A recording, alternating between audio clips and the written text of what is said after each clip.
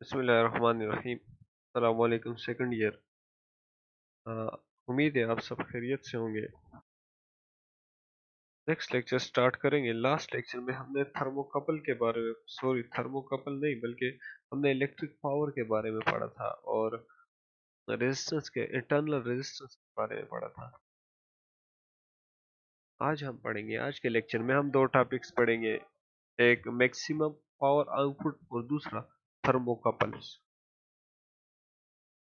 Start करते हैं maximum power output.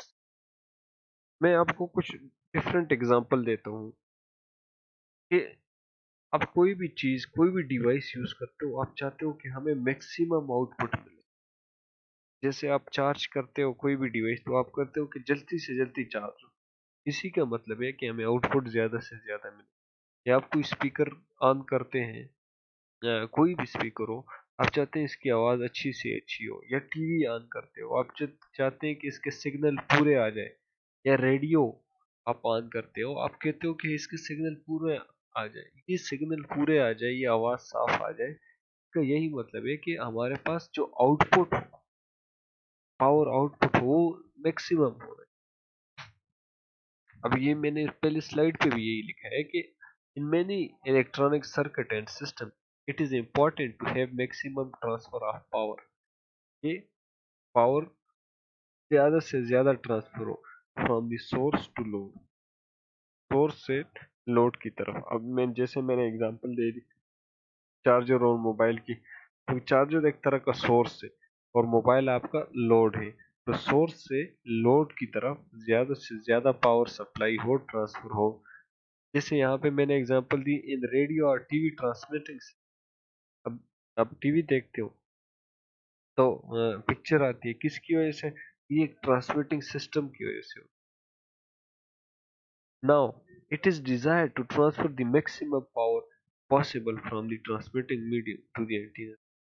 तो हम चाहते हैं कि वो जो एंटीना हमने लगाया है उसको ट्रांसमिटिंग सिस्टम से मैक्सिमम पावर आ जाए। This is accomplished by proper matching. अब ये कैसे होगा कि हम कहते हैं कि भाई पावर जो हो, पावर मैक्सिमम हो, पिक्चर क्लियर आ जाए, टीवी में आवाज क्लियर आ जाए। उसके लिए हम क्या करते हैं, एंटीना घुमाते हैं, कभी एक तरफ घुमाते हैं, कभी दूसरी तरफ घुमाते हैं। हम बेसिकली मैच करने की कोशिश करते हैं लोड रेजिस्टेंस को सोर्स रेजिस्टेंस के साथ। हम सोर्स को लोड के साथ मैच कर रहे हैं। जहाँ पे ये मैच हो वहां पे हमें सब कुछ क्लियर नजर आ जाए। If the load resistance is less और ग्रेटर देन द सोर्स, अगर लोड रेजिस्टेंस कम हुआ या ज्यादा हुआ source resistance, then the power deliver to the load will be, तो फिर पावर जो हमें डिलीवर होगी, लोड को डिलीवर होगी, दैट विल बी मिनिमम, वो मिनिमम होगी। तो इसके लिए कैसे पावर जो है वो मैक्सिमम होनी चाहिए, कैसे load resistance can become equal to source resistance. ये मैंने एक सर्किट, ये इस सर्किट में यहाँ पे बैटरी लगी है जो हमें एक्सटर्नल वोल्टेज प्रोवाइड करता है। सोर्स लगा है कुछ, ये पॉजिटिव टर्मिनल ले ले, ये पॉजिटिव ले ले, ये नेगेटिव टर्मिनल ले ले। जैसे ही हमने इसको एक्सटर्नल सोर्स के साथ कनेक्ट किया तो चार्जेस की मूवमेंट शुरू हो गई, करंट का फ्लो होने शुरू हो गया। ये करंट की डायरेक्शन बता रहा है। यहाँ पे दो रेजिस्टर लगे, एक सोर्स रेजिस्टर जो कि उस सोर्स का अपना रेजिस्टर, और एक लोड रेजिस्टर जो हमने लगाया है। दो रेजिस्टर लगाए। अब इन दोनों की वैल्यू इक्वल आ गई तो हमें पावर मैक्सिमम मिलेगा। इन दोनों की वैल्यू कैसे इक्वल आएगी? इसके लिए कुछ मैथमेटिकल टर्म्स है। इसी सर्किट से अगर देख रहे हैं हम, जो वोल्टेज वो प्रोवाइड कर रहा है, V का फार्मूला I इंटू आर है। अब यहाँ पे देखें, इन दोनों टर्मिनल के दरमियान ईएमएफ भी जनरेट होता है। बेसिकली ईएमएफ भी एक तरह का वोल्टेज है। तो V को हम कह सकते हैं, V किसके बराबर है? E के बराबर है। तो E is equal to I into R, EMF is equal to I। अब दो रेजिस्टर लगे, एक सोर्स रेजिस्टर, एक लोड रेजिस्टर। तो हमने दोनों रेजिस्टर की वैल्यू डाल दी, आर प्लस आर। ये स्मॉल एक कैपिटल आर किसके बराबर है? आर प्लस आर के बराबर। यहाँ से अगर हम आई की वैल्यू निकालें तो आर प्लस आर को बोथ साइड डिवाइड करेंगे, तो आई की वैल्यू क्या आ जाएगी? E divided by R plus R. तो इक्वेशन 1 का नाम ले रहे थे। हमें पता है पावर आउटपुट हमें ज़्यादा चाहिए, और पावर आउटपुट हमें पता है किसके बराबर है, आई वी के बराबर है। And we also know that this V is equal to I into R. I R के बराबर इसकी वैल्यू पुट कर ले तो आई इंटू आई आई स्क्वायर हो जाएगा इंटू आर हो जाएगा। अभी जो इक्वेशन 1 है आई इज इक्वल टू ई और आर प्लस आर, यहाँ पे हम वैल्यू पुट कर लेते हैं इसमें पी आउट में, पावर आउट में आई की वैल्यू पुट कर, तो ये आ जाएगा आई की वैल्यू अगर हम पुट कर ले E square divide by R plus R का होल स्क्वायर, ये आ जाएगा हमारे पास। P output is equal to E square divide by R, नीचे फार्मूला लग जाएगा A plus B into A minus B का फार्मूला हमारे पास ओपन हो जाएगा, ये इक्वेशन आ जाएगी। इसके लिए हम ए plus B into A minus B का फार्मूला और साथ ही हम टू आर इंटू आर को ऐड करेंगे। जब टू आर इंटू आर को ऐड करेंगे तो हमारे पास यहाँ पे एक फार्मूला बन रहा है, देखें आप गौर से, आर प्लस आर आ जाएगा, ये बन जाएगा ए प्लस बी का whole square is equal to A square plus B square plus two A B, ये फार्मूला बन रहा है। इसमें आप ऐड करें, two R into R add भी करें और सब्ट्रैक्ट भी करें तो आपके पास ये वाली इक्वेशन बन जाएगी, ये जो डिनोमिनेटर में है।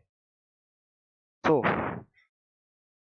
If R is equal to R, जैसे कि हमने कहा लोड रेजिस्टेंस और आर सोर्स रेजिस्टेंस इक्वल होने चाहिए, अगर ये आर इंटू आर इक्वल हुए then denominator of the expression for power out is minimum, तो ये वाली वैल्यू क्या आ जाएगी, मिनिमम आ जाएगी, कम से कम आ जाएगी। क्यों, आर आर इक्वल है तो ये जीरो हो जाएगा, और ये आर आर भी इक्वल है तो ये वन हो जाएगा, बेसिकली 4r² हो जाएगा।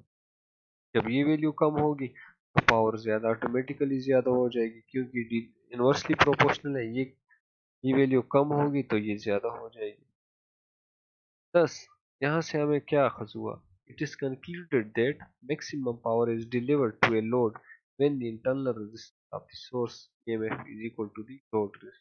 जब ये दोनों इक्वल होंगे तब मैक्सिमम पावर ट्रांसफर होगा, and this is known as maximum power transfer theorem, और इसी को हम मैक्सिमम पावर ट्रांसफर थ्योरम भी कहते हैं कि जब load resistance become equal to source resistance. That was about maximum power output. Now next topic our is thermocouples. नाम से ही जाहिर है थर्मो इन टेम्परेचर का कोई डिवाइस ही होगा। थर्मोकपल्स के बहुत से नाम हैं, जैसे thermal junction, thermo electric, thermometer और थर्मल। ये एक टेम्परेचर मेजरिंग डिवाइस है, दो वायर से बने होते हैं और दोनों वायर डिफरेंट मेटल से होते हैं। डिफरेंट मेटल इसलिए ताकि टेम्परेचर डिफरेंस रहे के दरमियान, हमें टेम्परेचर मेजर करना है तो टेम्परेचर डिफरेंस का होना लाजमी है। एक जंक्शन को हम कनेक्ट करते हैं हार्ट के साथ और दूसरा हम कोल्ड के साथ कनेक्ट कर लेते हैं। एक वायर को हार्ट जंक्शन के साथ दूसरा कोल्ड जंक्शन कनेक्ट कर लेते हैं। The temperature difference causes the development of electromotive force. ये जो टेम्परेचर डिफरेंस इनमें आ जाएगा, एक हार्ट है कोल्ड है, बिल्कुल टेम्परेचर डिफरेंस आ जाएगा, तो ये इलेक्ट्रोमोटिव फोर्स डिवेलप करेगा और इस इफेक्ट को हम सीट बेक्ड इफेक्ट कहते हैं। और ये जो ईएमएफ जनरेट हुआ है this is known as thermoelectric EMF, जिसकी वजह से करंट फ्लो होगा and that current is wire में करंट फ्लो होगा एंड उस करंट को नाम दे देते हैं थर्मो इलेक्ट्रिक करंट। और ये जो दो जंक्शन है सर्किट में these are known as thermocouple, इसको हम थर्मोकपल कहते हैं, इसीलिए इसका नाम भी थर्मोकपल बना। In this process heat energy is directly converted into electrical energy. ये जो हीट एनर्जी है ये डायरेक्टली कन्वर्ट हो जाती है इलेक्ट्रिकल एनर्जी में इस प्रोसेस में। The wire pairs can be composed of noble metals। ये जो वायर का पेयर हमने लिया है, हमने कहा दो मुख्तलिफ वायर है, ये नोबल की हो सकती है, नोबल मेटल्स की हो सकती है, जैसे प्लाटिनियम हो गया, इरिडियम हो गया, सिल्वर हो गया, गोल्ड हो गया, रेडियम हो गया, इनकी होनी चाहिए, या बेस मेटल जैसे निकल कॉपर एलॉय हो गए, लेड हो गया, जिंक हो गया। ये थर्मोकपल की फिगर है। ये देखिए हार्ड जंक्शन है जिसको हम मेयरिंग जंक्शन भी कहते हैं। ये कोल्ड जंक्शन है। और these are the dissimilar wire, similar नहीं होने चाहिए ताकि टेम्परेचर डिफरेंस भी रहे। ये कोई हीट सोर्स होगा। और ये वोल्ट मीटर जो कि वोल्टेज को मेजर करेगा। इसकी कुछ एप्लीकेशन है। टेम्परेचर सेंसिंग डिवाइस है, ऑफिस में यूज होता है, होम में टेम्परेचर मेजर करने के लिए, बिजनेस में। These are used in industries में यूज भी होते हैं टेम्परेचर मॉनिटर करने के लिए, मेटल्स का, एल्यूमिनियम का, आयरन का, इनका टेम्परेचर मेजर करने।